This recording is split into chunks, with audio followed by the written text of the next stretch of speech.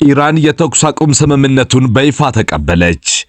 ኢራን የቀረበላትን የሁለት ሳምንታት የተኩስ አቁም ስምምነት በከፍተኛው የሀገሪቱ መሪ ሙጀተባ ኻሜኒ በኩል በይፋ ማጽደቋን ኒውዮርክ ታይምስ ዘግቧል። ለውሳኔው መገኘት የፓኪስታን ሽምግልና እንዲሁም ቻይና በሰዓቱ ያደረገችውን ከፍተኛ የዲፕሎማሲ ጣልቃ ገብነት ወሳኝ ሚና ተጫውቷል ተብሏል። ስምምነቱ ቻይናና ፓኪስታን በጋራ በመተባበር በመካከለኛው ምስራቅ ለሳምንታት የቆየውን የጦርነት ስጋት ወደ ሰላም የቀየሩበት ታሪካዊ ክስተት ሆኖ ተዘግቧል። አሜሪካንና ኢራን የተኩስ አቁም ስምምነት በማድረጋቸው የነዳጅ ዋጋ በከፍተኛ ሁኔታ ቀነሰ። የዓለም አቀፍ የአክሲዮን ገበያ መነቃቃትን አሳይቷል። አሜሪካና ኢራን ለሁለት ሳምንታት የሚቆይ የተኩስ አቁም ስምምነት ላይ መድረሳቸውና ቴሄራን ወሳኝ የሆነውን የሆርሙዝ ወሽመጥ ለጊዜው ለመክፈት መስማማቷን ተከትሎ ሮብለት የነዳጅ ዋጋ በከፍተኛ ሁኔታ ቀንሷል። አክሲዮኖች ደግሞ ጭማሪ አሳይተዋል ተብሏል። ኢራን የውሃ መስመሩን እንድትከፍት ዶናልድ ጄ ትራምፕ ያስቀመጡት የጊዜ ገደብ ሊያበቃ ሲቃረብ ለሁለት ሳምንታት የሚቆይ የጥቃት ማቆም ውሳኔ ማድረጋቸውንና ሊተገበር የሚችል ባለ 10 ነጥብ የውሳኔ ሐሳብ መቀበላቸውን አስታውቀዋል። ኢራንም የዓለም 1/5ኛው የነዳጅና የጋዝ ምርት የሚያልፍበት በሆርሙዝ ወሽመጥ በኩል አስተማማኝ የመተላለፊያ መንገድ ለመስጠት መስማማቷን ገልጻለች። አሜሪካና እስራኤል ኢራን ላይ በከፈቱት ጦርነት ሕፃናትን ጨምሮ ወደ 2000 የሚጠጉ ሰዎች ተገድለዋል። አብዛኛው የኢራን መሠረተ ልማትና ወታደራዊ ይዞታዎች ወድመዋል። ኢራን በበኩሏ እስራኤልንና አሜሪካንን የጦር ሰፈር የሚገኝባቸውን የክልሉን አገራት በሚሳኤልና በድሮን መምታት ምላሽ ሰጥታለች። ዓለም ከገባችበት የጦርነት ወጥመድ ለትንሽም ቢሆን ፋታ ያገኘች ይመስላል። ጦርነቱ በሰከንድ ልዩነት ቆመ። አሜሪካን፣ ኢራንና እስራኤል ለሁለት ሳምንት ያህል ተኩስ አቁም ስምምነትን ተፈራረሙ። የሆርሙዝ ወሽመጥም ተከፈተ። ዓለም እስትንፋሷን ይዛ በጠበቀችበት በዚህኛው የመጨረሻው ሰዓት ፕሬዝዳንት ዶናልድ ጄ ትራምፕ በፓኪስታን ጠቅላይ ሚኒስትር ሻህባዝ ሻሪፍ ጥያቄ መሰረት በኢራን ላይ ሊሰነዝሩት የነበረውን የስልጣኔ አጥፊ ጥቃት ለሁለት ሳምንታት አግደዋል። በዚህም የሆርሙዝ ወሽመጥ እንዲከፈት ሆኗል። ኢራን ወሳኙን የሆርሙዝ ወሽመጥ ለሁለት ሳምንታት ክፍት ለማድረግ ተስማምታለች። ይሁን እንጂ በወሽመጡ ለሚያልፉ መርከቦች ለእያንዳንዳቸው $2 ሚሊዮን የማለፊያ ታሪፍ ወይም ትራንዚት ፊት ከኦማን ጋር በመሆን እንደምታስከፍልና ገንዘቡን ለመልሶ ግንባታ እንደምትጠቀምበት ተገልጿል። ዘኢስላማባድ ቶክስ ወይም የኢስላማባድ ንግግር በመጪው አርብ ሚያዝያ 10 በፓኪስታን መዲና ኢስላማባድ የአሜሪካንና የኢራን ልዑካን ፊት ለፊት ተገናኝተው ዘላቂ ሰላም ላይ ይደራደራሉ። በንግግሩ ላይ የትራምፕ ልዩ መልእክተኞችና ምናልባትም ቪፒ ጄዲ ቫንስ ሊገኙ እንደሚችሉ ተገምቷል።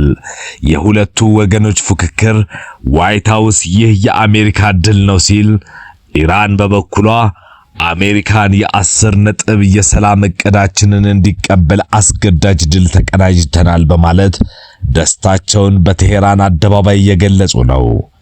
ያልተፈታው ስጋት ግን ምንም እንኳን አሜሪካንና ኢራን ተኩስ ቢያቆሙም እስራኤል ግን በኢራን ላይ የምታደርገውን ጥቃት አሁንም እንደቀጠለች መሆኑ ተሰምቷል።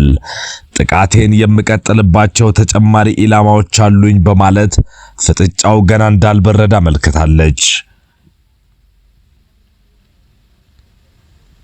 ይህ በእንዲህ እንዳለ ግን የኢራን ሕዝብ በጋራ ለአንድነታቸው ለሀገር ሉዓላዊነታቸው በጋራ የቆሙበት ነገር ግን እጅግ ያስደንቃል።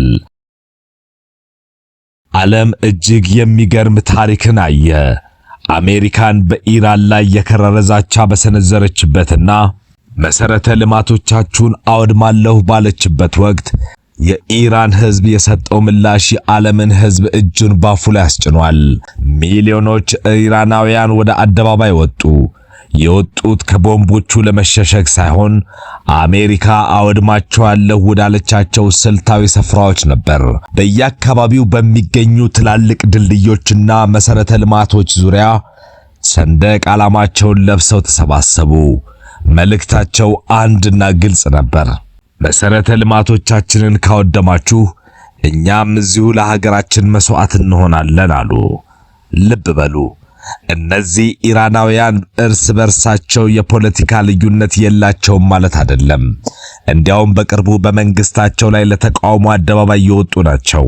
ነገር ግን ጉዳዩ በብሔራዊ ጥቅም፣ የሀገር ሉዓላዊነትና የህዝብ ክብር ሲሆን ግን ልዩነታቸውን በሙሉ ወደ ጎን አስቀምጧቸው በቦምብ ይጋያሉ በተባሉ ድልድዮች ላይ አብሮ ለመሞት በአንድነት ቆሙ።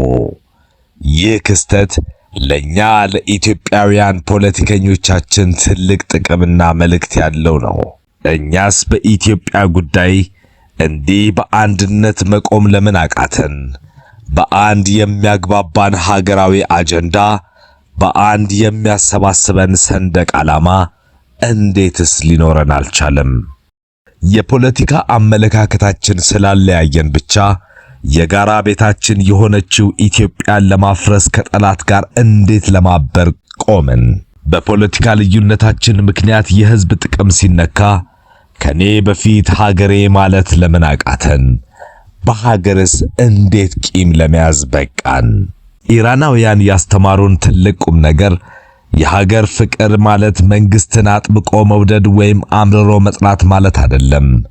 የሀገር ፍቅር ማለት እናት ሀገርን ከጥፋት ለመታደግ ለብሔራዊ ጥቅማችንና ለህዝብ ክብር ራስን አሳልፎ መስጠት ነው። በልዩነት ውስጥ ያለ አንድነት ውበቱም ይሄ ነው ይለናል አርክቴክት ዮሐንስ መኮንን በዘገባው። ስለዚህ በመካከለኛው ምስራቅ የተቀሰቀሰው ጦርነት በቅርቡ በሰላም ይጠናቀቃል፣ ዓለምም ወደ ነበረችበት የኢኮኖሚና ፖለቲካዊ መስተጋብር ትመለሳለች ተብሎ ተስፋ ተደርጓል። ሰላሙን ያብዛልን። ሰላም ለዓለማችን።